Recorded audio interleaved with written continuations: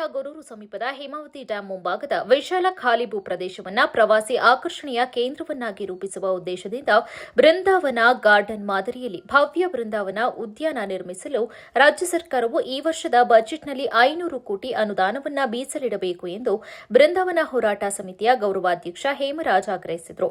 ಪತ್ರಿಕಾಗೋಷ್ಠಿಯಲ್ಲಿ ಸೋಮವಾರ ಮಾತನಾಡಿದ ಅವರು, ಕಳೆದ ವರ್ಷ ಮಾಧ್ಯಮಗಳ ಮೂಲಕ ಮುಖ್ಯಮಂತ್ರಿಗಳಿಗೆ ಮನವಿಯನ್ನು ಸಲ್ಲಿಸಲಾಗಿದ್ದು 6/12/2025 ನಡೆದ ಕಾರ್ಯಕ್ರಮದಲ್ಲಿ ಹೇಮಾವತಿ ಅಣೆಕಟ್ಟಿನ ಮುಂಭಾಗದಲ್ಲಿ ಕೆಆರ್ಎಸ್ ಮಾದರಿಯಲ್ಲಿ ಉದ್ಯಾನವನ ನಿರ್ಮಿಸಲು ಭರವಸೆ ನೀಡಲಾಗಿತ್ತು ಎಂದು ತಿಳಿಸಿದರು. ಆ ಭರವಸೆಯಂತೆ ಈ ಬಜೆಟ್ನಲ್ಲಿ 500 ಕೋಟಿ ಅನುದಾನ ಮೀಸಲಿಟ್ಟು ಕಾಮಗಾರಿ ಆರಂಭಿಸಬೇಕು ಎಂದು ಒತ್ತಾಯಿಸಿ ಹೇಮಾವತಿ ಅಣೆಕಟ್ಟು ಅಭಿವೃದ್ಧಿಯಿಂದ ಗೊರೂರು ಹಾಸನ ಪ್ರವಾಸೋದ್ಯಮಕ್ಕೆ ಉತ್ತೇಜನ ಸಿಗುವುದರ ಜೊತೆಗೆ ಯುವಕರಿಗೆ ಉದ್ಯೋಗಾವಕಾಶಗಳು ಹೆಚ್ಚಲಿವೆ ಎಂದು ಹೇಳಿದರು.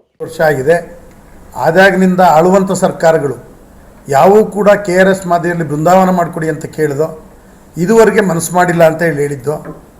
ಅದನ್ನು ಹೇಳಿದ ಮೇಲೆ 6ನೇ ತಾರೀಕು 12ನೇ ತಿಂಗಳು ಡಿಸೆಂಬರ್ ಮುಖ್ಯಮಂತ್ರಿಯವರು ಸರ್ಕಾರದ ಕಾರ್ಯಕ್ರಮಕ್ಕೆ ಹಾಸನಕ್ಕೆ ಬರ್ತಾರೆ. ಹಾಸನಕ್ಕೆ ಬಂದಾಗ ಅವರು ತೆರೆದ ಸಭೆಯಲ್ಲಿ ಹೇಮಾವತಿ ಅಣೆಕಟ್ಟೆ ಮುಂದೆ ನಾವು ಬೃಂದಾವನಕ್ಕೆ ಅನುದಾನ ಕೊಡ್ತೀವಿ ಅಂತ ಹೇಳ್ತಾರೆ.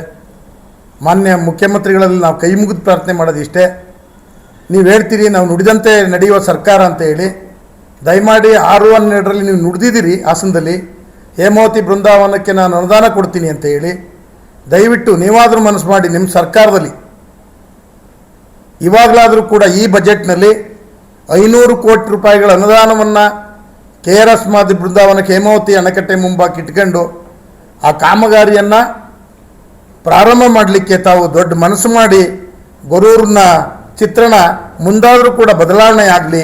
ಜಮೀನು ಕಳ್ಕೊಂಡು ಭೂಮಿ ಕಳ್ಕೊಂಡು ಎಲ್ಲರೂ ಕೂಡ ನಿರಾಶ್ರಿತರಾಗಿದ್ದಾರೆ.